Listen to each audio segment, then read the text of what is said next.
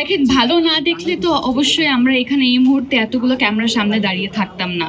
অবশ্যই এখানে অথেন্টিসিটিটা আমরা দেখেছি, পণ্যগুলো ভালো নিজে ব্যবহার করা হয়েছে বলেই আসলে এইটুকু সাহস নিয়ে আমরা আপনাদের সবাইকে ফেস করতে পারছি। আর আমি সবসময় মনে করি যে কোনো প্রোডাক্ট যখন আমি ইউজ করব, আমি যদি ওখানে বেনিফিটস পাই তাহলেই আমি ওটা এন্ডোর্স করব এবং আমার অডিয়েন্সকে আমি বলবো আপনারাও এটা নিতে পারেন নিশ্চিন্তে। তো সেই জায়গা থেকে আসলে ওই আস্থাটুকু আসলে আমি আগে হারলান আমার কাছে এটা অর্জন করেছে। প্রোডাক্টসগুলো আমি ইউজ করেছি, আমি রেগুলার ইউজার, এবং এই বারবার ওপেনিংয়ে আসা, আপনাদের সাথে দেখা হয়ে যাওয়া, প্রোডাক্টসগুলো নেওয়া, রিভিউ দেওয়া, এই ব্যাপারগুলো চলছে।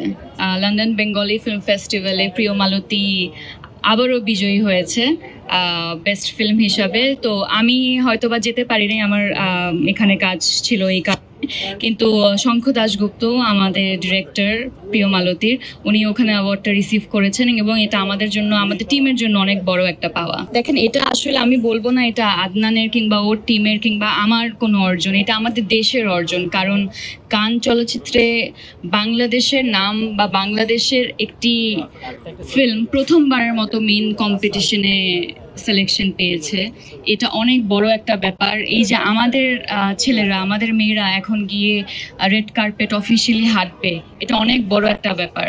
এবং আমি আলী দেখেছি, দুর্দান্ত কাজ মনে হয়েছে। আপনারাও খুব শীঘ্রই আসলে এটা দেখতে পারবেন।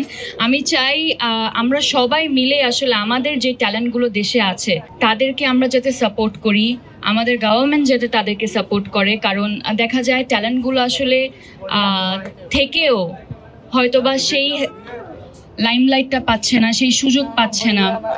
এটা অর্থের জায়গা থেকে বলেন বা আরও অনেক বিষয় থাকে একটা কাজের পিছনে। 4,500-এরও বেশি শর্ট ফিল্মস জমা পড়েছিল কান চলচ্চিত্র ফিল্ম ফেস্টিভ্যালে। তো সেই জায়গা থেকে টপ 11-এ আমাদের দেশের একটি শর্ট ফিল্ম জায়গা করে নিয়েছে। এটা আমার জন্য, মানে আমি তো অবশ্যই অনেক অনেক খুশি। আমার মনে হয় এই অর্জনটা আমাদের সবার। আমার আরেকটি সিনেমা যেটা আমি প্রায় 2 বছর হয়ে যাচ্ছে করেছি, ওটা রিলিজ দেওয়ার সময় একদম ঘনিয়ে এসছে, সাবা। সাবার ব্যাপারে আপনারা জানেন, ওয়ার্ল্ডের টপ 5 ফেস্টিভ্যালসের মধ্যে যদি আমি বলি, টরন্টো ইন্টারন্যাশনাল ফিল্ম ফেস্টিভ্যাল পড়ে, সেখানে এটার ওয়ার্ল্ড প্রিমিয়ার হয়েছিল। এবং তারপরে বুসান, বেঙ্গালুরু, আরও বিভিন্ন সুইডেনে, আমেরিকাতে, ডালাসে লাস্ট উইকে, তো অনেক জায়গায় আসলে এটা সিলেকশন হয়েছে। সামনে অস্ট্রেলিয়াতে যাচ্ছে। তো এই ফেস্টিভ্যালের জার্নিটা যখন শেষ হয়ে যাবে, শেষ হয়েই আসছে প্রায়, দেশে অবশ্যই আপনারা সাবাও দেখতে পারবেন।